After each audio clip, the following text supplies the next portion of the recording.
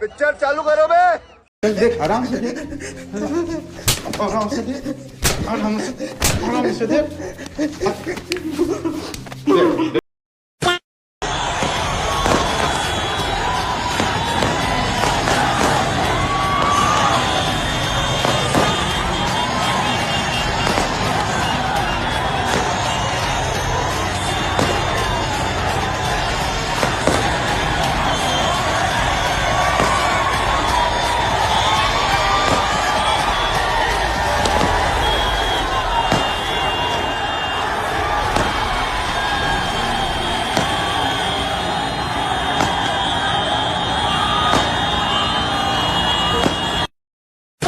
जय श्री राम दोस्तों। अगर आपके खून में भी राम भक्ति दौड़ती है तो नीचे कमेंट में जोर से लिखो जय श्री राम। देखता हूं कितने भाई अभी भी धर्म और देशभक्ति के नशे में चूर हैं।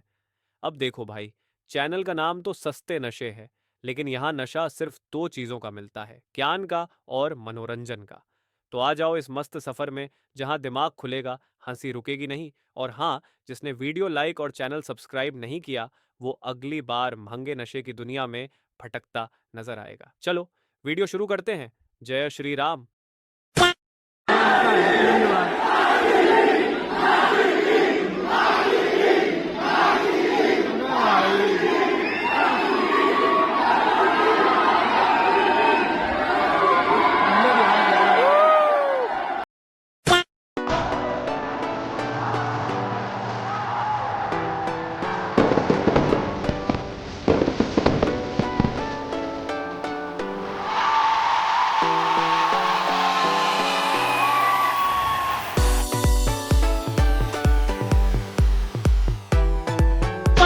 उधर से ट्रंप ने एक इशारा किया, फोन उठाया, कहा मोदी जी क्या कर रहे हो? नरेंद्र सरेंडर। और जी हजूर करके नरेंद्र मोदी जी ने ट्रंप के इशारे का पालन किया। The government of India probably said, let them take the credit if they want to, but from our point of view, we have made it clear that the peace followed a request from the Director General of Military Operations of Pakistan, who called his Indian counterpart at 3:35 p.m. in the afternoon, and we didn't take very long to say yes, because we had never wanted a long war. Just keep one thing in mind, because one of you had asked, why did we stop when we did stop? Now it's complete hogwash for anyone to say that we called them first. Why would we call them first? Who was at the receiving end by the time that the calls were made? It is more than clear to everybody that the call came from the DGMO of Pakistan, and it came to the DGMO of India. Kalicharan. So, Kalicharan ji, you have lost everything. There is no policeman here. Please come.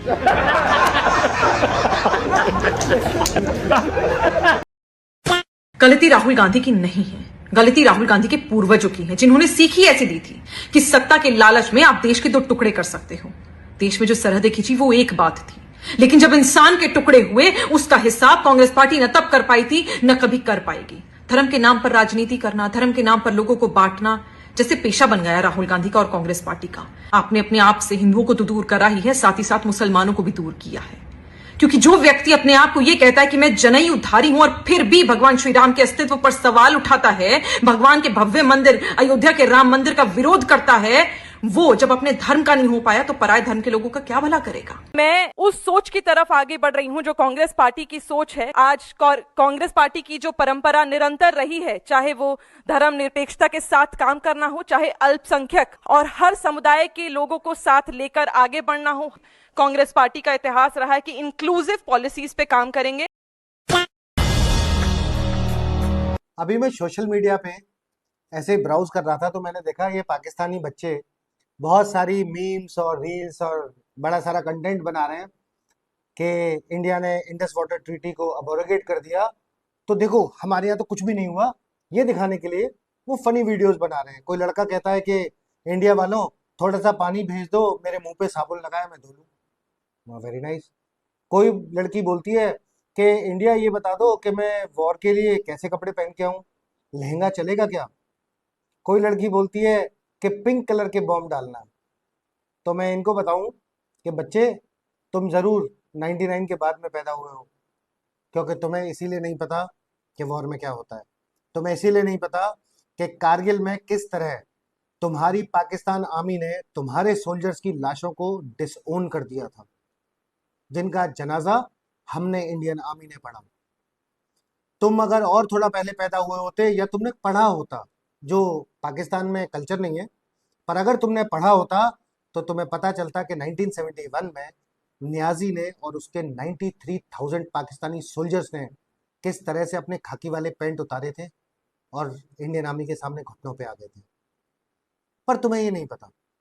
तो मैं तुम्हें बता दूं कि जो memes है इनको संभाल के रखना, ये जो तुम्हारी रील्स है इनको संभाल के रखना, क्योंकि अगर गवर्नमेंट ऑफ इंडिया ने ये डिसाइड करा और अगर हमने पाकिस्तान को घर में घुस के उनको अगर पीटा, तो तुम्हारे शहरों में तुम्हारे सोल्जर्स की जो लाशें होंगी ना, उनके लिए अपनी मीम्स देख देख के तुम खून के आंसू रोने वाले हो।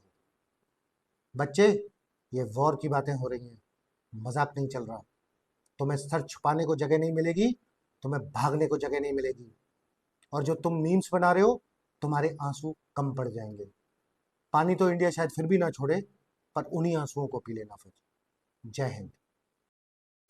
आप लोग अग्री हैं कि ऑपरेशन सिंदूर 100% सफल रहा, हाँ या ना? यदि पकड़े नहीं गए हैं तो आपके ऑपरेशन सिंदूर कैसे सफल मानेंगे आप? Pakistan's official dossier gives proof of India's Operation Sindoor success, as 8 locations were listed which have not been named by the IAF.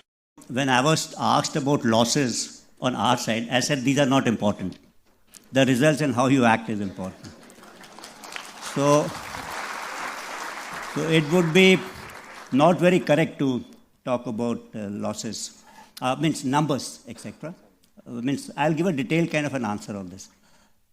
You see in a match, suppose you go into a football match and you win 3-2. He scored 2 goals and you scored 4 goals. So that's an even-sided match. But suppose you go on in a test match, cricket test match, and you win by innings defeat. Then there's no question of how many wickets and how many balls and how many players. It's an innings kind of a defeat.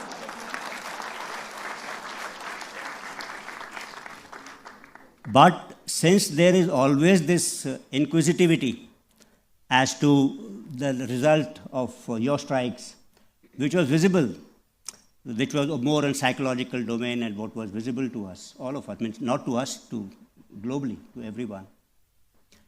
So based on technical parameters like electronic intelligence, signal intelligence, at some point of time, we will take out this particular data and share it with us to answer those queries and inquisitiveness of people like you who keep telling me how many aircraft did we destroy, how many radars did we destroy.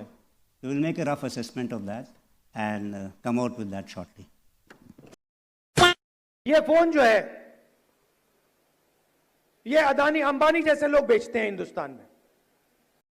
जिस समय डोकलाम का विषय चल रहा था, जब लॉकजैम था India और चाइना का डोकलाम को लेकर, तो राहुल गांधी का पूरा परिवार भारत के विरुद्ध जासूसी करते हुए पकड़ा गया था चाइनीज टेंट के नीचे। जिस प्रकार के भाषा का प्रयोग राहुल गांधी कर रहे हैं, जिस प्रकार के सवाल राहुल गांधी बार बार पूछ रहे हैं, मुझे तो पूरा शक है कि कहीं ये चीन और पाकिस्तान के पेड एजेंट तो नहीं है। ਐ ਯਾਰ ਸੰਦੂਰਾਂ ਦੇ ਨਾਂ ਤੇ ਵੋਟਾਂ ਮੰਗਦੇ ਨਹੀਂ। ਸੰਦੂਰ ਦਾ ਜਿਹੜਾ ਮਜ਼ਾਕ ਉੱਡਿਆ ਉਹ ਨਹੀਂ ਦੇਖਿਆ ਤੁਸੀਂ ਵੀ ਮਤਲਬ ਅਸੀਂ ਸੰਦੂਰ ਵੀ ਭੇਜਾਂਗੇ ਹਰ ਘਰ 'ਚ, ਤੁਹਾਡੇ ਘਰੇ ਆਊਗਾ, ਫਿਰ ਤੂੰ ਲਾ ਲੇਗਾ, ਫਿਰ ਕਹਿ ਦੇਂਗਾ ਵੀ ਆ ਲੈ ਮੋਦੀ ਦੇ ਨਾਂ ਦਾ ਸੰਦੂਰ ਲਾ ਲਾ, ਕਹਿ ਦੇਂਗਾ ਵੀ ਆ ਲੈ ਮੋਦੀ ਦੇ ਨਾਂ ਦਾ ਸੰਦੂਰ ਲਾ ਲਾ।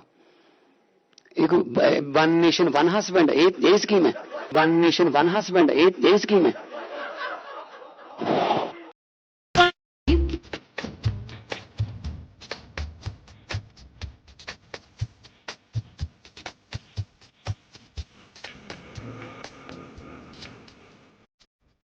To all the people who were threatening me for saying anything, एक चीज बता दूं, तुम्हारी खोखली धमकियों से मुझे डर नहीं लगता।